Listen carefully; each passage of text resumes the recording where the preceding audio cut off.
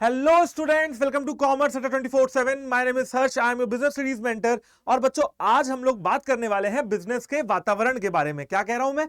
Business के environment के बारे में। भाई, आज जो बात होने वाली है वो बात होने वाली है वातावरण या एनवायरनमेंट के बारे में। लेकिन इंसान के वातावरण के बारे में तो आपने आज तक बहुत जानकारी ले ली होगी। पहाड़, जल, आकाश, है ना, ये सारी चीजें हमारा एनवायरनमेंट कॉन्स्टिट्यूट करते हैं। लेकिन यार, ये बिजनेस का एनवायरनमेंट क्या होता है और किस तरीके से? भाई, गर्मी होती है तो हमको इफेक्ट होता है ना, पसीना निकलता है, ठीक है। ठंडी होती है तो बहुत ज्यादा ठंडक लगती है, फिर हमें गर्म कपड़े पहनने पड़ते हैं। इन्वायरमेंट जो बाहर का है वो इंसान पे फर्क डालता है। तो क्या वैसे ही जो बिजनेस का वातावरण है या जो बिजनेस का इन्वायरमेंट है, क्या बिजनेस के ऊपर फर्क डालता है? तो इस चैप्टर में हमें यही जानना है कि क्या फर्क डालता है। एक तो इस सवाल का जवाब मिलेगा, दूसरा सवाल का जवाब मिलेगा कि कैसे फर्क डालता है, और तीसरे सवाल का जवाब कि भैया अगर फर्क डालता है और निगेटिव फर्क डालता है, मतलब निगेटिवली इफेक्ट करता है, तो अपने को कैसे बचना है और कैसे उस सिचुएशन का एडवांटेज उठाना है। तो चलिए आज शुरू करते हैं बिजनेस एनवायरनमेंट चैप्टर 3। आपका आज शुरू होने वाला है बिजनेस स्टडीज में। ये आपका पहला पार्ट है वीडियो का, एंड फिर आगे के पार्ट्स भी आपको मिलते जाएंगे। सबसे पहले अपन को यह समझना होगा कि भैया ये बिजनेस एनवायरनमेंट होता क्या है। तो बिजनेस एनवायरनमेंट का मतलब बच्चों ये है कि जैसे मैंने आपको बताया, इंसान का वातावरण क्या है। भाई, हमारा जो पानी का है, ठीक है, जो इन्वायरमेंट है, जो एटमॉस्फेयर है, जो हवा ऑक्सीजन ले रहे हैं, कार्बन डाइऑक्साइड छोड़ रहे हैं, ठीक है, ये पेड़ पौधे, झील, नदियां, ठीक है, पहाड़, ये सब हमारा इन्वायरमेंट, ये सब हमारा क्या है? वातावरण है। मैंने आपको बताया क्लाइमेट में चेंज होता है, हमको ठंडक लगती है तो हम गर्म कपड़े पहनते हैं, हमको निगेटिवली इफेक्ट भी करता है, हमारी तबीयत भी कभी कभी खराब हो जाती है। बेटा, कुछ इसी तरीके से एक बिजनेस का भी अपना एक वातावरण या इन्वायरमेंट होता है, और वो इन्वायरमेंट और वातावरण बिजनेस के ऊपर इफेक्ट डालता है। इफेक्ट होते हैं दो तरीके या तो पॉजिटिव और या तो निगेटिव। अगर मैं पॉजिटिव इफेक्ट की बात करूं तो इन्वायरमेंट में ऐसा कुछ हुआ कि आपके बिजनेस पे पॉजिटिव इफेक्ट आया, मतलब आपका बिजनेस और ग्रो कर गया, तो वो हो जाएगा पॉजिटिव इफेक्ट। अगर इन्वायरमेंट में ऐसा कुछ हुआ कि आपके बिजनेस की हालत ही खराब हो गई, तो वो हो गया निगेटिव इफेक्ट।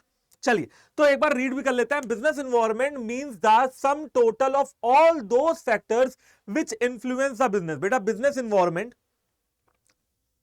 का मतलब है कि वो सारे फैक्टर्स जो बिजनेस को इन्फ्लुएंस कर सकते हैं, all those factors which influence the business and over which the business has no control, और जिसके ऊपर बिजनेस का कोई कंट्रोल नहीं होता है।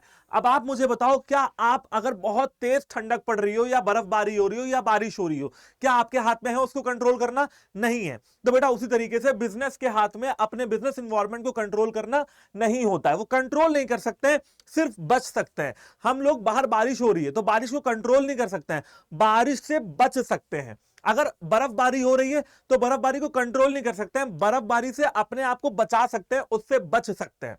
तो बिजनेस इन्वायरमेंट भी क्या कर सकता है?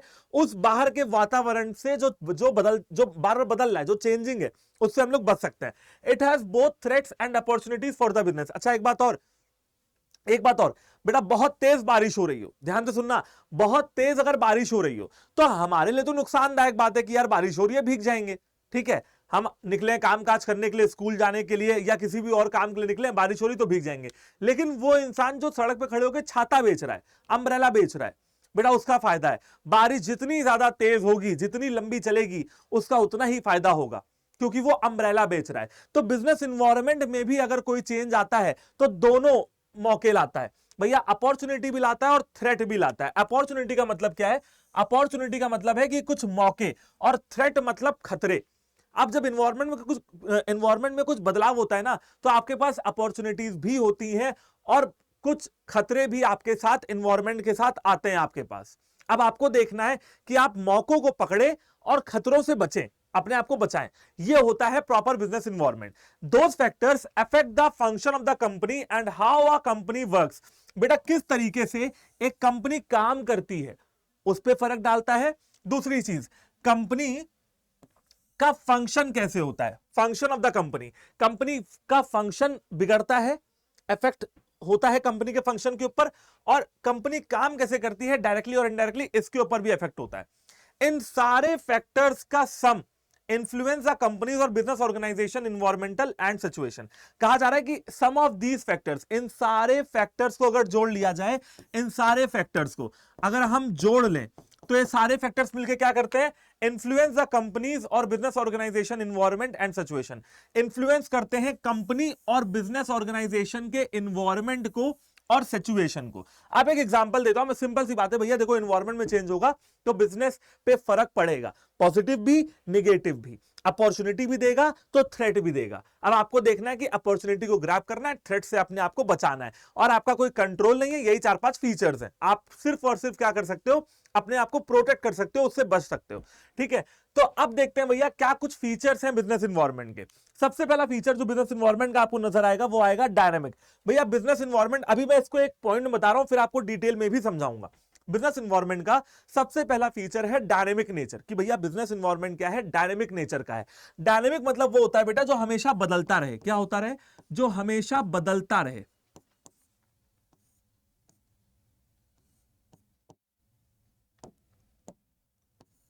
जो हमेशा बदलता रहे मतलब एवर चेंजिंग।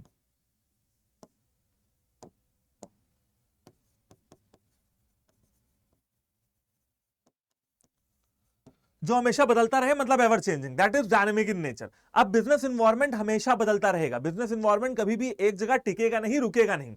इन्वायरमेंट में बदलाव आता रहेगा। जैसे आप इंसान के वातावरण की बात करिए, हमेशा बदलता रहता है। कभी बारिश है तो कभी धूप है, कभी ठंडी है तो कभी छांव हो गई, कभी पतझड़ का मौसम आ गया। ठीक है, तो भैया डायनेमिक नेचर का मतलब है कि जो हमेशा बदलता रहे, जो स्थिर ना हो, वो होता है डायनेमिक। अब बात करते हैं कॉम्प्लेक्स की। बेटा कॉम्प्लेक्स मतलब होता है difficult to understand, difficult to understand. अब जो बिजनेस इन्वायरमेंट है उसको समझना बहुत मुश्किल है, और आसान भाषा में अगर कहा जाए, हिंदी में कहा जाए, तो कॉम्प्लेक्स मतलब होता है जटिल। क्या होता है कॉम्प्लेक्स मतलब? जटिल।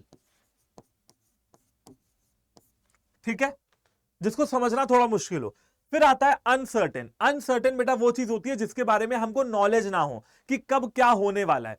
जो अनसर्टेन है भाई, अनसर्टेन सर्टेन का अपोजिट है। सर्टेन मतलब जिसके बारे में हमको पता हो कि होना क्या है, और अनसर्टेन का मतलब है जिसके बारे में हमको पता ही ना हो कि आगे क्या होने वाला है। फिर आता है मल्टीफेसिटेड। मल्टीफेसिटेड का मतलब बिजनेस इन्वायरमेंट के कई सारे पहलू हैं, कई सारे चेहरे हैं। ये भी अभी मैं आपको डिटेल में बताऊंगा। फिर आता है फार रीचिंग इंपैक्ट। बेटा बिजनेस इन्वायरमेंट का जो इंपैक्ट होता है ना, वो पूरे देश, पूरी दुनिया पे पड़ता है। कभी कभी रशिया यूक्रेन की वॉर हुई, तेल महंगा हो गया। जो क्रूड ऑयल आता था जिससे आपका पेट्रोल, केरोसिन, डीजल बनता है, महंगा हो गया। क्या कर सकते हैं भाई, रशिया यूक्रेन लड़ने में लगे हुए हैं, हमारे लिए तेल महंगा हो रहा है, तो मल्टी फार रीचिंग इंपैक्ट होता है। अब लड़ रहे हैं रशिया यूक्रेन, तेल की जो है किल्लत हो रही है, भारत में हो रही है। फिर आते हैं रिलेटिविटी। बेटा जो बिजनेस इन्वायरमेंट होता है वो रिलेटिव इन नेचर होता है। कहने का क्या मतलब है कि जैसा देश वैसा भेस। आज आपकी कोई कंपनी है और अमेरिका में चलती है, मान लीजिए मैकडोनल्ड या डोमिनोज। अब अमेरिका का बिजनेस इन्वायरमेंट कुछ और है। अमेरिका एक ठंडी जगह है, न्यूयॉर्क एक ठंडी जगह है, या यूनाइटेड किंगडम एक ठंडी जगह है, मतलब वहां पे ठंड ज्यादा होती है। तो वहां पे जो खाना बनता है वो उसी हिसाब से बनता है। जैसे भाई नॉनवेज ज्यादा रहता है, ठीक है, अल्कोहलिज्म ज्यादा है, तो वहां पे प्रोडक्ट वैसे ही बनाए जाते हैं। लेकिन आप जब इधर की देशों में शिफ्ट करते हो, इंडिया जैसी आप कंट्री में आते हो, यहाँ पे वेज भी बनता है, नॉनवेज भी बनता है, मतलब दोनों चीजें हैं। वेज ज्यादा है क्योंकि यहाँ पे उतनी ठंडी नहीं पड़ रही है। ठीक है ना, तो आपकी कंपनी को यह समझना होगा कि आप किस देश जा रहे हो, किस गली जा रहे हो, और क्या ठिकाना होने वाला है आपका, और उस देश में क्या कुछ प्रैक्टिसेस प्रिवेलिंग है, उस देश के लोगों को क्या पसंद है, आपको यह देखना पड़ेगा। ठीक है जी, तो ये हो गया उसके कुछ कैरेक्टरिस्टिक्स। अब बात करते हैं भैया कि क्या क्या कैरेक्टरिस्टिक्स हैं, एक बार डिटेल में देख लेते हैं। सबसे पहला, बिजनेस इन्वायरमेंट में एक्सटर्नल फोर्सेस आते हैं। एक्सटर्नल फोर्सेस वो फोर्सेस होते हैं जो बिजनेस के बाहर होते हैं, outside the business. Business environment is the sum total of all those factors which are available outside the business, जो बिजनेस के बाहर है, and over which the business has no control, और जिसके ऊपर बिजनेस का कोई कंट्रोल नहीं होता है। It is a group of many such forces, that is why it's nature is of totality. बेटा ऐसे बहुत सारे फोर्सेस बिजनेस इन्वायरमेंट में होते हैं, इसीलिए जो उसका नेचर है वो कैसा है, टोटलिटी, मतलब ये सब सारे फोर्सेस को लेके चलता है। बिजनेस इन्वायरमेंट एक तरीके का अम्ब्रेला है, अम्ब्रेला के नीचे बहुत सारे लोग खड़े होते हैं, उनको कहते हैं फोर्सेस। अलग अलग तरीके के फोर्सेस हैं, अलग अलग तरीके के। दो चार एग्जांपल दे भी देता हूं ताकि आप बात को समझ पाए बेहतर तरीके से। सबसे पहला, मान लो आपका फैशन इंडस्ट्री, आप कपड़े बनाते हो, आपके पास अलग अलग बिजनेस इन्वायरमेंट की चुनौतियां आएंगी। सबसे पहला, taste and preferences of consumer change हो जाना। फैशन का बहुत जल्दी बदल जाना। फॉर एन एग्जांपल, आप आज कोई शर्ट बना रहे हो, मान लीजिए प्रिंटेड, आप कल उस प्रिंटेड शर्ट का फैशन खत्म हो गया, आपने तो प्रोड्यूस करके रख दी ना, कोई खरीदने को नहीं राजी है। मान लीजिए आपने अभी बीच में शर्ट का फैशन आया था पोलका डॉट्स का, छोटी छोटी डॉट्स बनी होती थी शर्ट पे, फैशन खत्म हो गया। फिर प्रिंटेड शर्टों का आया है फ्लोरल पैटर्न, फूल बने हुए हैं। अब लोग गोवा हुआ जाते हैं तो पहनते हैं अपना बीच बीच पे, लेकिन कब तक चलेगा, वो भी धीरे धीरे खत्म हो जाएगा। इस प्रकार से फैशन हमेशा चेंज होते रहना, कंज्यूमर का टेस्ट और प्रेफरेंसेस हमेशा चेंज होते रहना, कंज्यूमर का ब्रांड लॉयल ना होना। आज मेरे ब्रांड को कंज्यूमर खरीद रहा है, कल मेरे ब्रांड को नहीं खरीद रहा है, तो मेरे ब्रांड को खतरा हुआ ना। तो ये बात होती है टोटलिटी ऑफ एक्सटर्नल फोर्सेस। मतलब आज मेरे ब्रांड के लिए लॉयल है क्योंकि मैं 400 रुपए में शर्ट दे रहा हूं, लेकिन कल मेरा कॉम्पिटिटर भी अगर 400 रुपए में शर्ट दे देगा तो मुझसे शर्ट अगर नहीं खरीदेगा तो इसे कहेंगे ब्रांड लॉयल्टी में प्रॉब्लम, क्यों मेरे ब्रांड के लिए लॉयल नहीं रहा, वफादार नहीं रहा। ठीक है।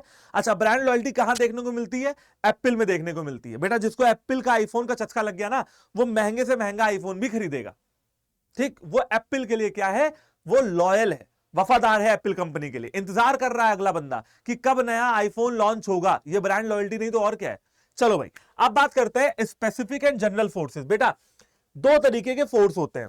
पहला फोर्स वो होता है जो पूरी की पूरी इंडस्ट्री पे इफेक्ट डाल देता है। जैसे मैं कहूं कि ऑटोमोबाइल इंडस्ट्री, अब ऑटोमोबाइल इंडस्ट्री के अंदर बहुत सारी फैक्ट्रीज हैं, बहुत सारी कंपनीज हैं, मारुति भी है, टाटा भी है, ह्यूंडई भी है, किया भी है, किया की गाड़ियां आती है, सोनेट, सेल्टॉस। अब अगर कोई ऐसा फोर्स या कोई ऐसा फैक्टर जो पूरे इंडिया की ऑटोमोबाइल इंडस्ट्री पे फर्क डाल दे, इफेक्ट डाल दे, तो वो हो जाएगा जनरल फोर्स। समझ गए बात को? और कोई ऐसा फोर्स जो सिर्फ एक कंपनी पे फर्क डाले, तो वो हो जाएगा स्पेसिफिक फोर्स। एग्जांपल के तौर पे मान लीजिए कि मारुति सुजुकी गाड़ियां बनाती है, मतलब बनाती तो है, उसमें कोई एग्जांपल नहीं है। अब मारुति टायर लगाती है एमआरएफ के। एमआरएफ अब टायर महंगा कर दिया उसने अपना टायर। मारुति ने सोचा कि यार ये तो बड़ी दिक्कत हो रही है, टायर तो महंगे हो गए, गाड़ी में लगाएं क्या। अब ये जो फोर्स आ गए, ये आ गए स्पेसिफिक, क्योंकि सिर्फ एक कंपनी को फर्क पड़ रहा है, दैट इज मारुति। बाकी सारी कंपनियां मान लीजिए कि वो सीएट का टायर लगाती हैं, सीएट के टायर लगाने वाले सारे खुश हैं, एमआरएफ का टायर लगाने वाला जो है नाराज हो रहा है। क्यों? क्योंकि एमआरएफ ने टायर के रेट महंगे कर दिए। तो सिर्फ एक कंपनी में फर्क आया जो कि थी मारुति। मतलब हम कह सकते हैं कि सप्लायर, देखो एग्जांपल दिया ना, अब एग्जांपल से आप लोगों को समझ में आया होगा। बेटा सप्लायर धोखा दे गया यहां पे। ऐसे ही अगर कस्टमर धोखा दे जाए, ठीक है, ऐसे ही अगर आपके कस्टमर धोखा दे जाए तो वो चीजें भी यहां पे आएंगी। ऐसे ही अगर आपकी कॉम्पिटेटिव फर्म्स आपसे आगे निकल जाए तो भी वो स्पेसिफिक फोर्सेस में आएंगी। भाई मान लो मारुति और टाटा में लड़ाई चल रही है, मारुति और टाटा कट थ्रोट कॉम्पिटिशन है, गला काट कॉम्पिटिशन है, मारुति टाटा से आगे निकल गई, फिर टाटा मारुति से आगे निकल गई। अगर ऐसा चल रहा है कॉम्पिटेटिव फर्म्स का, तो सिर्फ मारुति और टाटा पे ही फर्क आएगा और किसी पे फर्क नहीं आएगा, ह्यूंडई पे नहीं आएगा, क्योंकि कॉम्पिटिशन के अंदर ह्यूंडई है ही नहीं। ठीक है, ऐसे। और इन्वेस्टर्स, मान लो भैया मारुति के इन्वेस्टर्स ने कहा अब हम आपको और पैसा नहीं दे सकते हैं, हाथ जुड़वा लो हमसे, तो भैया इन्वेस्टर के धोखा देने का फर्क किस पे पड़ेगा, इफेक्ट किस पे पड़ेगा? सिर्फ मारुति पे पड़ेगा। तो ऐसे फोर्सेस जो सिर्फ एक कंपनी में पड़ते हो उन्हें हम कहते हैं स्पेसिफिक फोर्सेस, और ऐसे फोर्सेस जो पूरी पूरी इंडस्ट्री के ऊपर पड़ते हो उन्हें हम कहते हैं जनरल फोर्सेस। जैसे कि social force, social environment, political environment, legal environment, technical या टेक्नोलॉजिकल इन्वायरमेंट, जो पूरी की पूरी इंडस्ट्री पे फर्क डालते हो equally. These forces affects all the firms of an industry equally. Specific में देखें तो these forces affect the firms of an industry, ये सिर्फ एक फर्म पे इफेक्ट डालता है, जबकि ये पूरी की पूरी इंडस्ट्री पे इफेक्ट डाल देता है। ऐसे फोर्सेस को हम क्या कहते हैं? स्पेसिफिक और जनरल फोर्सेस। बात करते हैं थर्ड फीचर की, that is inter relatedness. Inter relatedness का मतलब यह कि भैया सारे के सारे फैक्टर्स आपस में जुड़े हुए होते हैं। एग्जाम्पल के तौर पे मान लीजिए नई पॉलिटिकल पार्टी बनी। अब जब नई पॉलिटिकल पार्टी बनी तो नई पॉलिटिकल पार्टी ने आके क्या किया? इंपोर्ट एक्सपोर्ट पॉलिसी चेंज कर दी। इंपोर्ट एक्सपोर्ट पॉलिसी क्या कर दी? चेंज कर दी। नई सरकार बनी हमारे देश में और उसने इंपोर्ट एक्सपोर्ट पॉलिसी चेंज कर दी। अब पॉलिटिकल पार्टी का सपोर्ट नहीं रहा, ठीक है, पॉलिटिकल पार्टी का सपोर्ट नहीं रहा, तो ये कौन सा इन्वायरमेंट हुआ? ये हुआ पॉलिटिकल इन्वायरमेंट। Political environment. और इंपोर्ट एक्सपोर्ट पॉलिसी को बदल डाला, हमारी कंपनी को नुकसान हो गया, तो ये हो गया आपका इकोनॉमिक इन्वायरमेंट। अब लो भैया, तो कहा जा सकता है कि भैया दोनों को दोनों इन्वायरमेंट क्या है, आपस में एक दूसरे से जुड़े हुए हैं। समझ में आ गई बच्चों बात कि भैया पॉलिटिकल पार्टी ने क्या किया, इंपोर्ट एक्सपोर्ट पॉलिसी में चेंज ले आए, तो पॉलिटिकल पार्टी आ गई पॉलिटिकल इन्वायरमेंट के अंतर्गत और इंपोर्ट पॉलिसी आ गई इकोनॉमिक इन्वायरमेंट के अंतर्गत। कहा जा सकता है कि दोनों जो है इन्वायरमेंट एक दूसरे से जुड़े हुए हैं। तो लिखा हुआ है are correlated. For example let us suppose that there is a change in the import export policy with the coming of a new government. नई गवर्नमेंट आई, सरकार आई और उसने इंपोर्ट एक्सपोर्ट पॉलिसी चेंज कर दी। फिर आता है dynamic nature.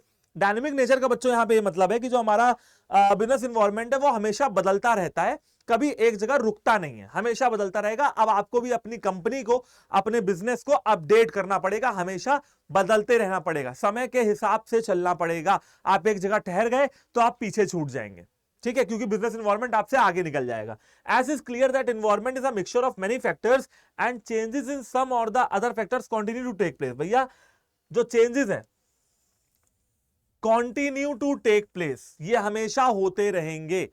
Therefore it is said that business environment is dynamic। इसीलिए कहा जा सकता है कि business environment is dynamic, इसीलिए ये कहा जा सकता है। ठीक है, बात करते हैं अनसर्टेनिटी की। अनसर्टेनिटी का मतलब ये है जिसके बारे में आपको जानकारी ना हो, वो चीज होती है अनसर्टेन। जैसे मैं कहूं कि आपका भैया क्लास 12th का पेपर डेट शीट, ठीक है, डेट तो आ गई क्लास 12th की, पता चल गया होगा आप लोग को, 15 फरवरी से पेपर होगा, ठीक है, 24 अप्रैल तक 55 दिन चलेगा। मैं कहूं कि आपके अकाउंट्स का पेपर कब होगा, आपको पता ही नहीं है, क्योंकि आपको लैक ऑफ नॉलेज है, सीबीएसई बोर्ड बताएगा ही नहीं आपको, जब स्कीम आएगी तब पता लग जाएगा। तो आप भैया अकाउंट्स का पेपर कब होगा ये आपको पता नहीं है, अकाउंट्स के पेपर की नॉलेज नहीं है आपको कि पेपर कब होगा, तो इसका मतलब कि वो जो इवेंट है अकाउंट्स का पेपर, वो क्या हो गया, अनसर्टेन हो गया, क्योंकि आपको उसके बारे में नॉलेज नहीं है। तो जिस चीज के बारे में आपको नॉलेज ही नहीं होती है, वो चीजें अपने आप क्या हो जाती हैं, अनसर्टेन हो जाती हैं। मतलब हम ये नहीं कह सकते हैं, नथिंग कैन बी सेड, हम ये नहीं कह सकते हैं कि वो चीज कब होगी, क्योंकि हमको पता नहीं है, ठीक, because they continue to change quickly. और उसका ये भी रीजन है कि वो हमेशा बदलते रहते हैं, बिजनेस एनवायरनमेंट के फैक्टर्स। तो आज हम कोई अनुमान लगा भी लें तो फिर बदल जाएगा, फिर कोई अनुमान लगा लें वो फिर बदल जाएगा। समझ गए? The professional people who determine the business strategy take into consideration the likely changes beforehand. अब सर बचें कैसे, जिस चीज के बारे में हमको पता ही नहीं है कि कल क्या होने वाला है, उससे बचें कैसे? उससे बचाते हैं आपको प्रोफेशनल लोग। और प्रोफेशनल लोग क्या करते हैं, बिजनेस स्ट्रेटजी बनाते हैं। सर कैसे बनाते हैं? गेस वर्क करके, कैलकुलेटेड गेस, ठीक है, कैलकुलेटेड गेस। बेटा एक तूफान आ रहा है चेन्नई में, अब आप मान लीजिए आईएएस हैं चेन्नई के उस जिले के, अब आप क्या करेंगे, तूफान को तो रोक नहीं सकते हैं, करेंगे क्या? आप ये करेंगे कि जहां पे तूफान आ रहा हो जिस गांव में, वहां के लोगों का घर जो है खाली करा लेंगे, ताकि तूफान आए तो किसी की जान पे नुकसान ना आए। तूफान को रोका नहीं जा सकता है, लेकिन उससे होने वाले नुकसान से बचा जा सकता है, ठीक है ना। तो ये हो गया आपका अनसर्टेनिटी। बात करते हैं कॉम्प्लेक्सिटी की। कॉम्प्लेक्सिटी का मतलब होता है कि एनवायरनमेंट में बहुत सारे फैक्टर्स होते हैं, बहुत सारे फैक्टर्स आपस में इंटर रिलेटेड होते हैं, ठीक। अब एक बिजनेस के ऊपर उसका इफेक्ट मापना थोड़ा मुश्किल हो जाता है। मैं कहूं कि भैया कोविड-19 का लॉकडाउन लगा, कोरोना वायरस की वजह से लॉकडाउन लगा, टोटल लॉस पूरे भारत का कितना हुआ ये तो बता सकते हैं, डाटा होगा कहीं ना कहीं कि हाँ भैया 50,000 करोड़ का नुकसान हुआ, 1 लाख करोड़ का नुकसान हुआ लॉकडाउन के चलते, ठीक है। उस समय न्यूज में ऐसे डाटा आ भी रहते, लेकिन मैं कहूं कि पर्टिकुलर एक छोटी सी दुकान पे कितना इफेक्ट हुआ बता पाओगे? नहीं बता पाओगे, ठीक है, बड़ा मुश्किल हो जाता है। तो भैया इसे कहते हैं कॉम्प्लेक्स, ठीक है। और इसी वजह से बड़ा डिफिकल्ट हो जाता है एक बिजनेस के लिए उनको फेस करना, दैट इज कॉम्प्लेक्सिटी। अब आता है बच्चों आपका रिलेटिविटी। रिलेटिविटी का मतलब क्या होता है? रिलेटिविटी का मतलब ये होता है कि जैसा देश वैसा भेष। भाई business environment is related to the local conditions, वो रिलेटेड होते हैं लोकल कंडीशन से। भाई जिस देश गए वहां की लोकल कंडीशन देखी और उनके हिसाब से काम किया। जैसा मैंने आपको बताया कि डोमिनोज का पिज्जा, डोमिनोज का एग्जांपल ले लेते हैं, डोमिनोज का पिज्जा हमेशा से ऐसा नहीं था जैसा आप आज खाते हैं, जिससे पनीर पड़ा होता है, चीज पड़ा होता है, ऐसा नहीं था हमेशा से, ठीक है। जब इंडिया आए डोमिनोज ने देखा अरे यार यहाँ के लोग तो यार बड़ा मिर्च मसाला खाते हैं, चिली फ्लेक्स ऊपर से डाल दो, ऑरिगेनो डाल दो, चीज भर एकदम भर दो, पनीर लगा दो, भुट्टा लगा दो, ठीक है, और स्वीट कॉर्न जिसे आप लोग कहते हैं, भुट्टा लगा दो, टमाटर प्याज डाल दो, और फिर देखो ये लोग खाएंगे मजे से। ऐसा ही हुआ, लोगों ने खाना शुरू किया, लोगों को पसंद आई चीज। आप बाहर जाएंगे पिज्जा क्योंकि एक इटालियन डिश है, आप इटली में जाएंगे शायद आपको ऐसा पिज्जा नहीं मिलेगा। आप कहोगे मुझे मार्गरीटा चीज पिज्जा दे दो, नहीं देगा वो। या आप कहोगे मेरे को पनीर पिज्जा दे दो, नहीं देगा। या आप कहोगे मुझे टमाटर का पिज्जा दे दो, नहीं देगा। जैसे आता है ना अनियन एंड टोमेटो पिज्जा, वो नहीं देगा। समझ गए? तो अब ऐसी बात करते हैं रिलेटिविटी की। रिलेटिविटी में यही कहा जा रहा है कि भैया जैसी country different in different countries, business environment her country का अलग अलग होता है, ठीक है, और एक कंट्री में भी अलग अलग हो जाता है। भैया जम्मू कश्मीर के लोग कुछ और खाएंगे, हैं तो भारत के ही, तो हो सकता है चेन्नई के लोग वो ना खाएं, चेन्नई के लोग डोसा उत्पम खाएंगे, हो सकता है आपको ना पसंद आए। तो सी फूड नॉर्थ के लोग नहीं खाते, लेकिन हो सकता है भैया आप गोवा चले जाओगे, मुंबई चले जाओगे, तो वहां पे लोग सी फूड आपको खाते हुए दिख जाएंगे, ठीक है, नॉर्थ के लोग नहीं खाएंगे। अब नॉर्थ के लोग क्या खाते हैं, वो खाते हैं चिकन हांडी, पनीर हांडी, कढ़ाई पनीर, पनीर बटर मसाला। हो सकता है कि साउथ का बंदा ना खाए। अब अगर आपका रेस्टोरेंट का स्टोर है तो आपको देख समझ के प्रोड्यूस करना पड़ेगा कि मैं क्या ऑफर दे रहा हूं। तो भैया इससे ये पता लगा कि जो हमारा बिजनेस इन्वायरमेंट है वो हमेशा बदलता रहता है, बहुत सारे अलग अलग फैक्टर्स हैं, आपस में रिलेटिविटी है, इंटर रिलेटेडनेस है, और कॉम्प्लेक्स टू अंडरस्टैंड, बड़ा डिफिकल्ट है इसको अंडरस्टैंड करना। बात करते हैं बिजनेस इन्वायरमेंट के इंपॉर्टेंस की, ठीक है, बात करते हैं बिजनेस इन्वायरमेंट के इंपॉर्टेंस की। सबसे पहला इंपॉर्टेंस आता है फर्स्ट मूवर एडवांटेज। देखो बेटा, मैंने आपको पहले ही बताया कि जो बिजनेस इन्वायरमेंट है वो आपके लिए दो चीजें लेके आता है, एक अपॉर्चुनिटी, एक क्या लेके आता है, एक तो लेके आता है भाई साहब अपॉर्चुनिटी, और एक आपके लिए लेके आता है थ्रेट। अपॉर्चुनिटी मतलब होते हैं मौके, और थ्रेट मतलब होता है खतरा, ठीक है। अब फर्स्ट मूवर एडवांटेज का यहां पे ये मतलब है, आपको खतरों को तो देखना नहीं है, अभी यहां पे आपको अपॉर्चुनिटीज को पकड़ना है। आपको लगा कि इन्वायरमेंट में कोई ऐसा बदलाव आ रहा है कि मैं इसका फायदा उठा सकता हूं, इस सिचुएशन का एडवांटेज ले सकता हूं, इस अपॉर्चुनिटी को अपने पास पकड़ के ला सकता हूं और प्रॉफिट कमा सकता हूं, तो फिर भैया बिजनेस एनवायरनमेंट आपके लिए क्या हो जाएगा, बढ़िया साबित होगा। आपको करना क्या है, फर्स्ट मूवर एडवांटेज लेना है, मतलब सबसे पहले जाके मार्केट को तुरंत क्या करना है, ग्रैब करना है। एग्जांपल के तौर पे मारुति सुजुकी ने, आप याद करिएगा 1980s में, अब उस समय तो भाई जो हमारे बच्चे हैं कॉमर्स अड्डा के वो तो पैदा हुए नहीं थे ऑब्वियसली, लेकिन आप पूछेगा अपने घर में जो बड़े लोग हों, उस समय बड़ी बड़ी गाड़ियां आती थी, जैसे एम्बेसडर वगैरह, और नेता लोग वही लेके चला करते थे।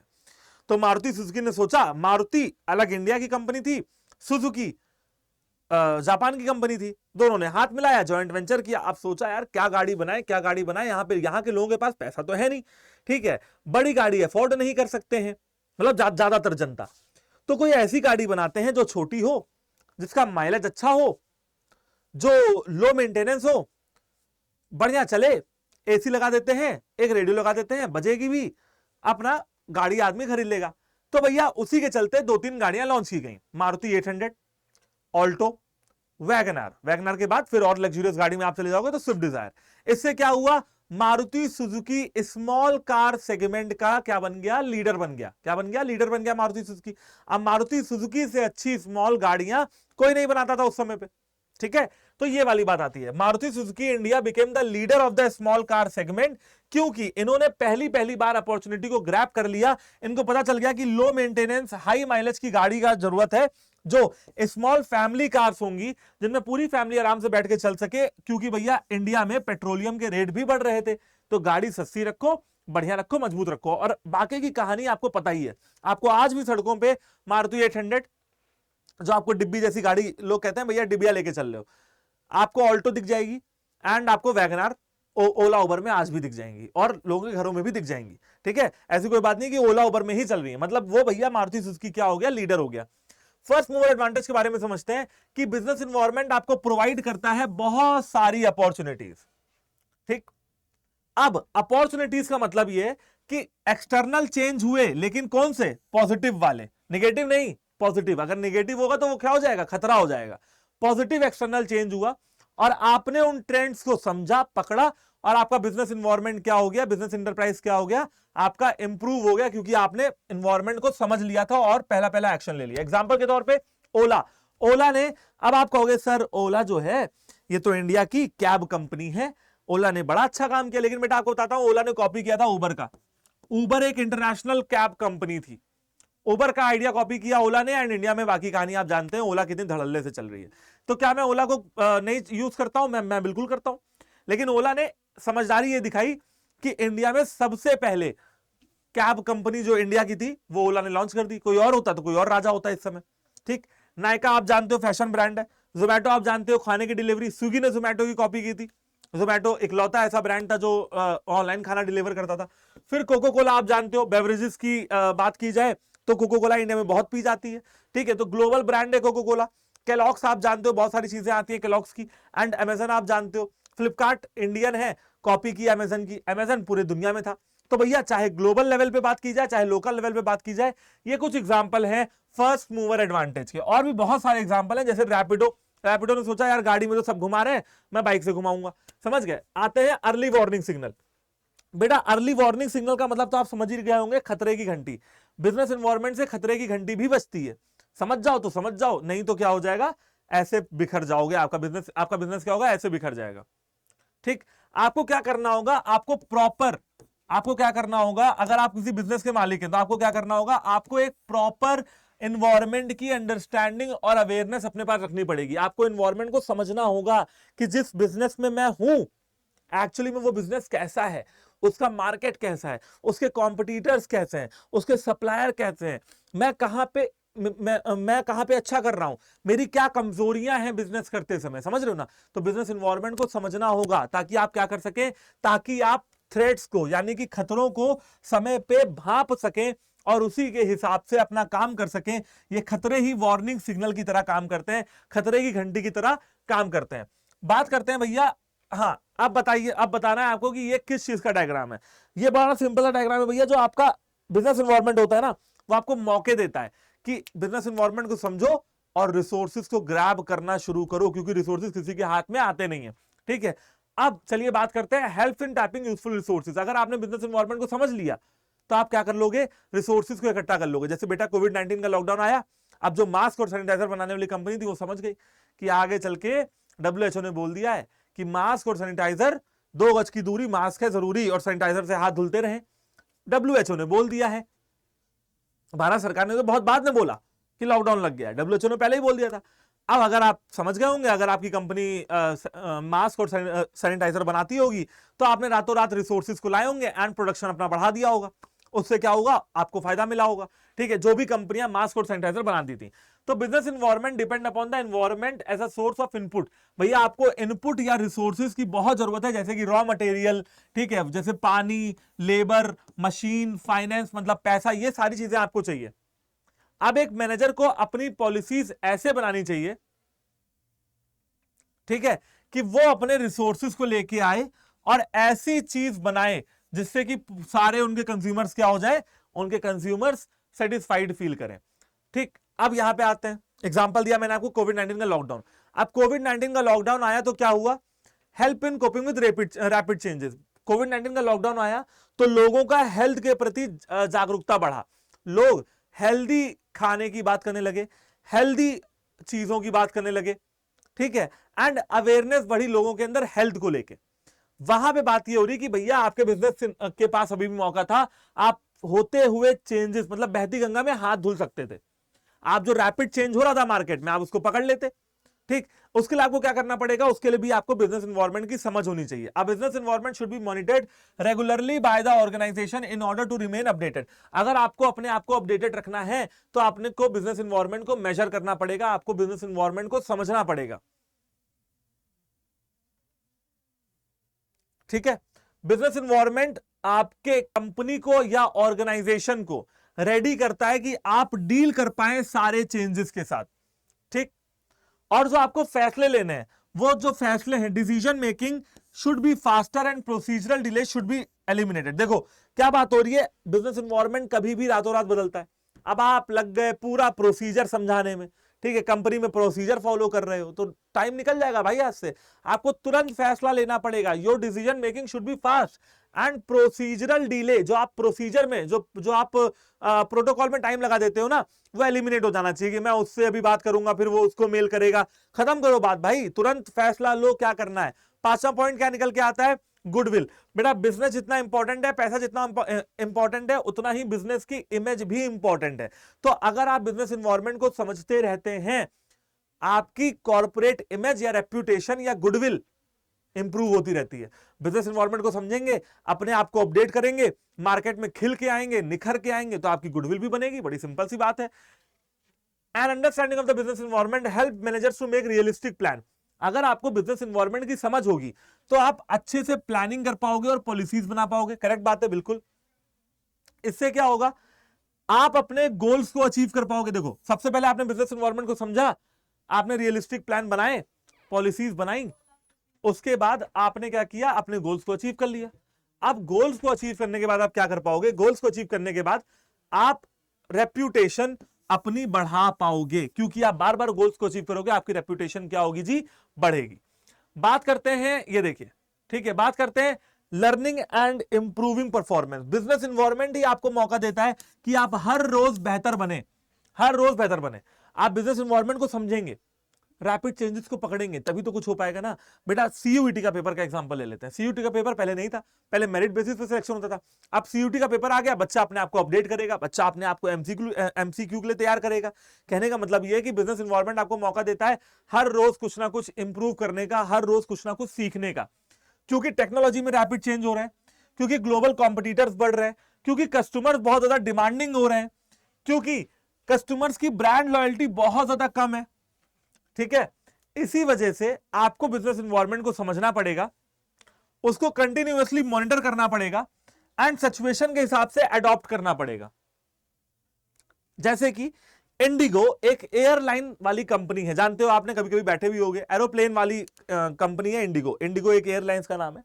अब इंडिगो ने सोचा कि यार कैसे पता लगेगा हमारे कस्टमर्स हमसे खुश हैं या नहीं है, एंड उनका क्या सूटेबल टाइम है, क्योंकि बहुत सारे लोग इंडिगो से ऐसे थे जो डेली सफर करते थे, डेली मतलब भैया फ्रीक्वेंटली सफर करते थे। उन्होंने फीडबैक फॉर्म भरवाना शुरू कर दिया। इंडिगो को प्रिफर्ड टाइमिंग्स पता लग गई कि इस जगह से उस जगह जाने में, अब जरूरी नहीं कि मैं इंटरनेशनल ट्रेवल की बात कर रहा हूं, भैया national travel, Delhi to Mumbai है तो इंडिया में ही, दिल्ली टू लखनऊ, लखनऊ टू चेन्नई, तो इंटरनेशनल को छोड़ दो, इंडिया के अंदर उन्होंने फीडबैक भरवाया लोगों से अपनी प्रिफर्ड टाइमिंग्स के ऊपर कि सर अपनी आप प्रिफर्ड टाइमिंग बता दो। जब सारा डाटा आ गया, डाटा कंपाइल किया, उसको स्टडी किया, एनालाइज किया एंड देन डिसीजन लिया। बिल्कुल सिंपल सी बात है, ठीक है। और उन्होंने कुछ चेंजेस लाए जिससे वो प्रिफर्ड टाइमिंग्स पे ज्यादा फ्लाइट चला सके और पैसा भी बनाए और कस्टमर का सेटिस्फैक्शन भी अप हो। तो कहने का मतलब है कुछ इस तरीके से आपको सारे काम करने पढ़ेंगे। जी हाँ, thank you very much for joining the session. अब हम लोग बेटा नेक्स्ट क्लास में पढ़ने वाले हैं इंटरनल एनवायरनमेंट और एक्सटर्नल एनवायरनमेंट के ऊपर। तब तक के लिए bye bye, tata, take care, जय हिंद। ऐसे ही हंसते रहिए, पढ़ते रहिए, मुस्कुराते रहिए। मिलेंगे नेक्स्ट क्लास में।